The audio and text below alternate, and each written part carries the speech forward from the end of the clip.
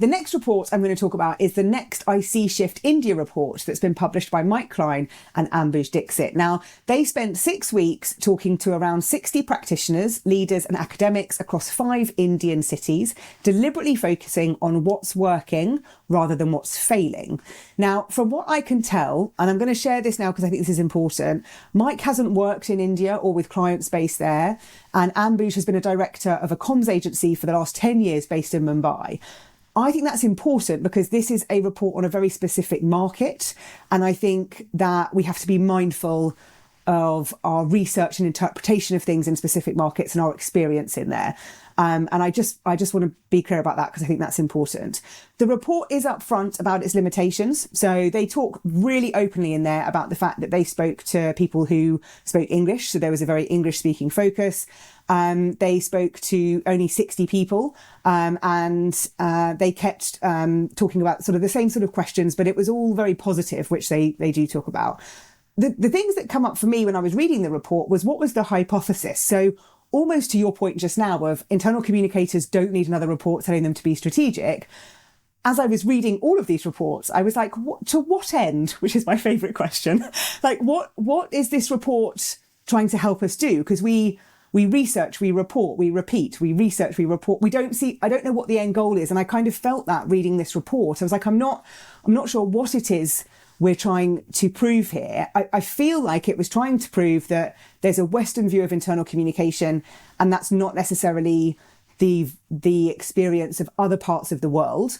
But if that is the report, and that's the premise of the report, there are 10 key observations in it. And as I was reading them, they felt really similar to all of the other insight we get from some of the global reports that we have. So in terms of the 10 key observations, I won't share them all, but they talked about leadership, communication, readiness, business literacy, channel effectiveness and structural constraints, the multi-generational workforce. These are the same things that are coming up in other reports. There's one piece in it that's different where they talk about leapfrogging, where the argument is that rather than following the evolutionary path that's seen elsewhere, starting with messaging, moving to engagement, slowly building towards strategic positioning, Indian IC could jump directly to positioning as decision support and coordination infrastructure. That's a direct quote from the report, but at the same time, the report highlights the challenge of leadership communication readiness, and it does talk about cultural norms where people hesitate to surface problems and challenge directions. So I'm not sure the leapfrogging would be possible if those cultural norms exist in terms of what they call a fear culture. So I'm not really sure what the message is here. I applaud any research and insight into a specific market. I'm just not sure what this is teaching us.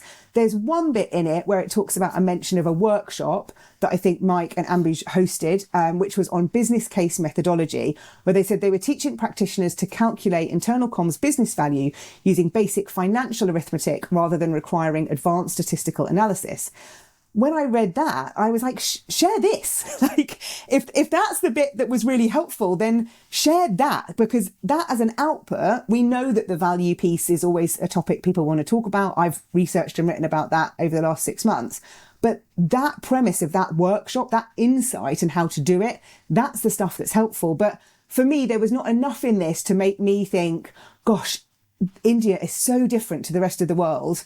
And actually, you know, we need to take stock of that difference. It made me just think, oh, this feels very much the same and insightful, you know, but it feels the same. So I suppose my question for you is, if the report is challenging whether Western IC practice is actually the gold standard, you know, do you think it is?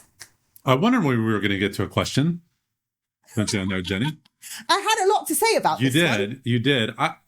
One, like you said, I like that looking at, I would say, like an underrepresented market when we look at past research when it comes to comms. It's not UK based or US based or something like that. So I think that it's good to do that investigative work. I think whether or not, like you said, having those conversations, those 60 conversations is good, but it's probably not necessarily fully representative of India as a whole. For whatever it's worth, I think calling out that saying anything is the gold standard is a risk.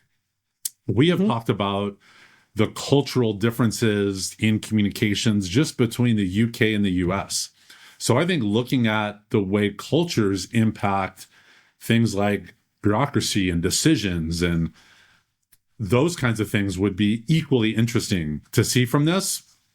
I don't know that I get a lot out of it. I think your point around the leapfrogging would be interesting to know, but I think, again, that points back to the cultural side of things. Like we've talked about how, or I have maybe joked about how, like when I worked for a British-based company, they thought that making a decision after one meeting was like we were cowboys. Like, how can you just go and make a decision and do something? We have to meet to talk about meeting, to do another meeting, to get consensus. No, like, so I think there's these cultural differences that would be curious to see. And I don't know where India falls in that. So the leapfrogging is if the profession is relatively new there or less mature, not in a sense of like longevity at companies, what are they learning to not repeat the same mistakes that other people made? I think that's where I would like to see from the culture side and just the evolution of internal comms.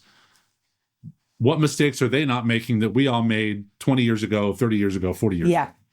Yeah, I love that. And I should also say, when I was reading the report, it does say, you know, like I said, they acknowledge the limitations. They talk about the fact that this is the starting point of a conversation. So they're open to feedback and challenge. And we've embraced that here today.